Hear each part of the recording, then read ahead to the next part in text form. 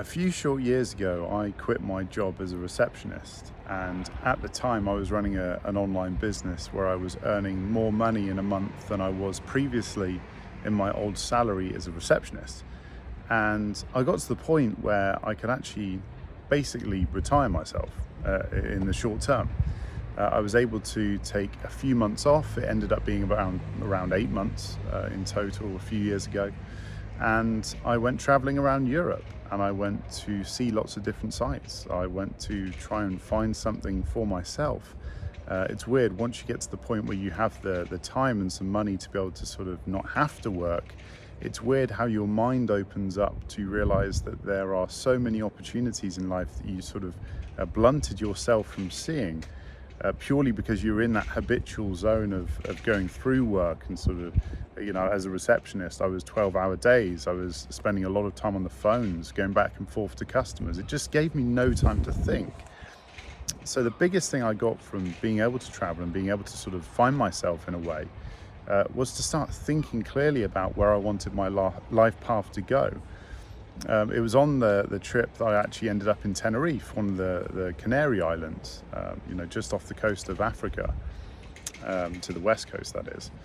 And I got to the point where I was on that trip. I was sort of a few months into my trip of sort of taking a few months out. I didn't know how long it was going to be at the time. I just knew that I needed some time out. I needed some time to sort of reshape the way I thought about, where I was going, my direction in life. Which is where I started to think more about the plan that I wanted to create for myself. Anyway, I was in Tenerife. I was at this lovely little villa. It had a pool. I was overlooking, I think it was like the south west side of the island. Really lovely place, really lovely spot to have. Nice temperature as well. And I got thinking about, what is it that I would spend my life doing? What would I spend each day doing if I didn't have to work for money? If somebody didn't pay me, to show up, what would I spend my time doing? And I started thinking about, I'd like to help people that were potentially, going to go on the same life path that I was going on, and maybe, don't have the opportunity and haven't had the opportunity yet to do something different. The online journey sort of definitely helped me out a little bit, because I was going down a route of, maybe even thinking, what was I going to do in my life? I was only in my early 20s. I was thinking, what's the next 40 years going to look like? And I came across the fact that, one moment, bit of an epiphany maybe, that I thought, maybe I should be helping out the people that I could have become. That was a big thing for me at the time. And this is also what a lot of people don't realize about their own journey, is that, sometimes when you can help other people out that are potentially becoming the person that you could have become yourself, that's when you find real enlightenment in your life. And that's where, you do work without having to be paid for it, or you show up for things without having to feel like there's a monetary transaction going on. So I started doing that. I started creating a community. I started creating courses and live events for people. This was after I got back from the 8-month trip out. But I really found myself because I took a step back to really think about what I wanted to do in life. And if I hadn't have done that, I probably would have carried on with my business. I probably would have carried on being maybe just as unhappy as before, but maybe with more money. And there's a healthy balance, of course. We need, money as a value, as a transaction in life. Everybody knows that. But if we can find something where we can, help out people in a transformational way, maybe people that we could become, or we could also, maybe sort of see ourselves becoming if we don't make a change right now. That's where the real impact happens. That's when I'm at my happiest moments, is when I'm talking to people who I'm like, wow, I can see myself in that person being attacked by flies.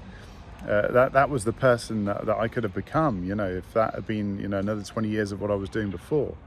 So I think sometimes taking a step back and really giving yourself time to think. I'm a massive advocate for a sort of not a mini retirement, but a mini break away without any digital sort of ongoing communication. If you can detach yourself from as much of the outside world and just give yourself space to think, even if it's a weekend away somewhere that you may usually go, just to give yourself that time to think clearly about, where do I want to be? Where do I want to be in the next 10 years? Where do I want to be in the next year? Because if you're unhappy in what you're doing, if you're not finding meaning in what you're doing right now, then how do you expect you're going to find meaning if you're doing the same thing over and over again? if you're just getting into that habit, if you're just getting into that space of it's just repetitive work, I'm just doing it to pay the bills, is that really a life you're going to look back on and think, wow, I've really made the most of my 60-year career, or whatever it could be? So it's an interesting thought to have. The more you can start to think on this level of how do I take a step back, how do I detach myself from the usual environment that I'm in and start to think about what I actually want to do, just that change in itself, I promise you, it's one of the biggest things that I do right now in my work.